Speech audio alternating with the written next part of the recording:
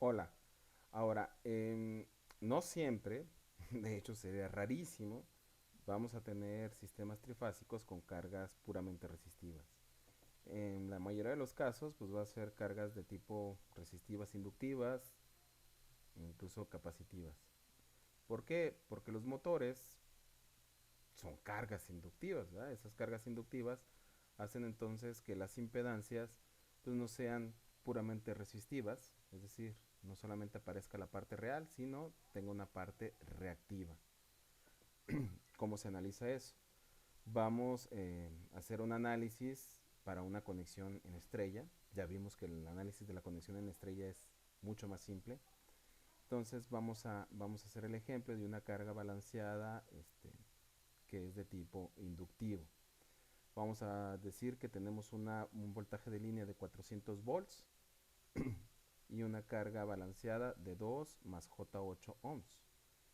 Ya no es necesario dibujar el generador porque simplemente pues, llegan ahí de una forma, ¿de acuerdo? De alguna manera llega ese voltaje. Ahora, ¿cómo partimos el análisis? Bueno, primero tenemos que calcular el voltaje de fase. Recuerden que el voltaje de fase es del punto a neutro. Entonces el voltaje de fase es el voltaje de línea dividido entre raíz de 3. Eso nos da aproximadamente 231 volts. Con ese voltaje de fase ya podemos calcular la corriente de línea.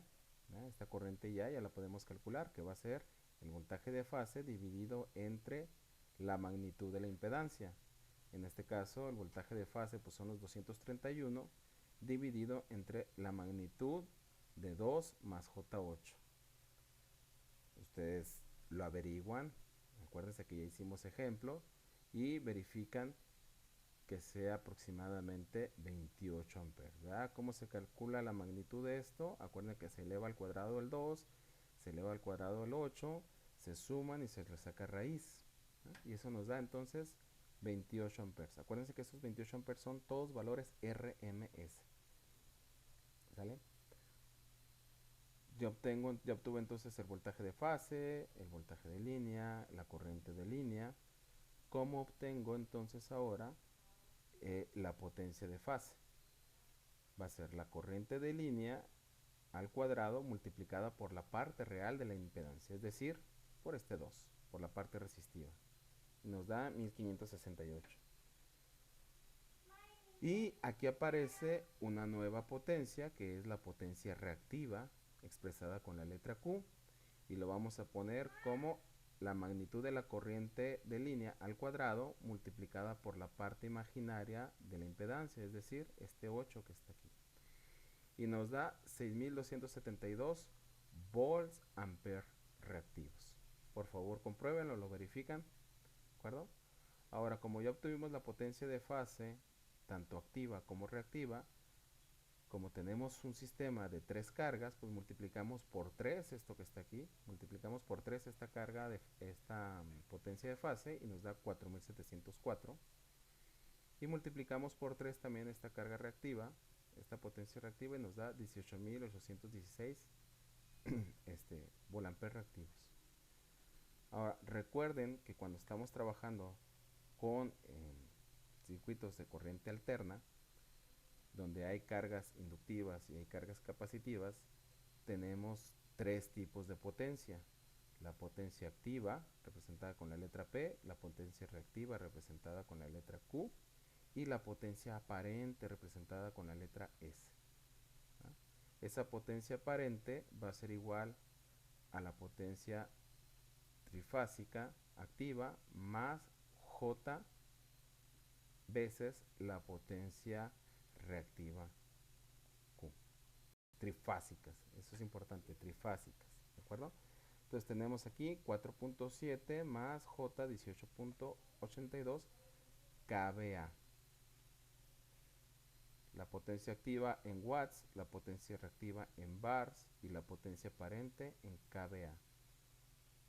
La mayoría de los generadores, la mayoría de los transformadores, la mayoría de los motores no, se expresan, sus capacidades se expresan en kVA, ¿de acuerdo? Entonces ya una vez que obtenemos la potencia trifásica podemos calcular la magnitud de la potencia aparente y es 19.4 kVA. acuerdo? Otro parámetro importante que aparece en los circuitos de corriente alterna cuando calculamos potencias es lo que se conoce como el factor de potencia. Ese factor de potencia es el coseno de un ángulo y es la razón que existe entre la potencia activa y la magnitud de la potencia aparente. Ese factor de potencia nos dice qué tan eficientemente nuestra máquina está consumiendo la energía que se le suministra. ¿De acuerdo? Mientras más cercano a 1 es mejor. Nos dice que está teniendo un mejor consumo, un mejor uso de la energía que se le está brindando. En este caso, pues tenemos un factor de potencia bastante deficiente de 0.24, pero es simplemente un ejemplo, nada más demostrativo. Ahora, otra cosa relevante que hay que ver de aquí del factor de potencia es lo siguiente. Ese factor de potencia se relaciona con el coseno de un ángulo. ¿Y cuál es ese ángulo? Noten lo siguiente. Si nosotros despejamos ese ángulo, es decir, obtenemos el coseno inverso de esto que está aquí, por lo tanto también el coseno inverso de lo que está acá, y nos da un ángulo de 76 grados. Si ustedes obtuvieron la magnitud y ángulo de la impedancia, van a observar que este ángulo que aparece aquí también es el mismo de la impedancia. ¿De acuerdo? Para que lo verifiquen, para que lo chequen y si tienen alguna duda me comentan. Ahora, bueno, todo esto lo hicimos con los voltajes de fase, pero pues tenemos la información, acuérdense que en la red se ve el voltaje de línea y la corriente de línea. En este caso la corriente de línea pues es igual a la corriente de fase, que es 28 amperes. Pero tenemos el voltaje de fase de línea que es de 400 volts. Acuérdense que de línea es de la línea A a la línea B, de la B a la C y de la C a la A. Tenemos que, tenemos que demostrar entonces que pues con los voltajes de línea también debemos de tener exactamente la misma potencia trifásica aparente. Vamos a ver si es cierto. Para obtener esa potencia trifásica aparente multiplicamos el voltaje de línea por la corriente de línea, es decir, 400 por 28, y nos da aproximadamente 11.200 VA.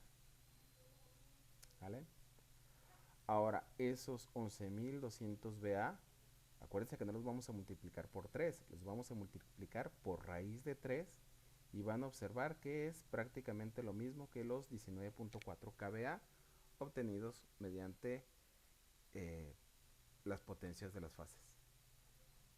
Es importante que lo tengan en consideración, sobre todo la parte del factor de potencia, porque esto pues es dinero, ¿no? Es dinero. Si nosotros tenemos un factor de potencia alto, alto me refiero mayor a 0.9, menor a 1, la compañía que nos suministra energía pues, nos va a bonificar, y si tenemos un factor de potencia bajo, la compañía que nos suministra energía nos va a penalizar, es decir, nos va a cobrar una multa, ¿verdad? Entonces hay que tenerlo siempre en consideración, ¿sale?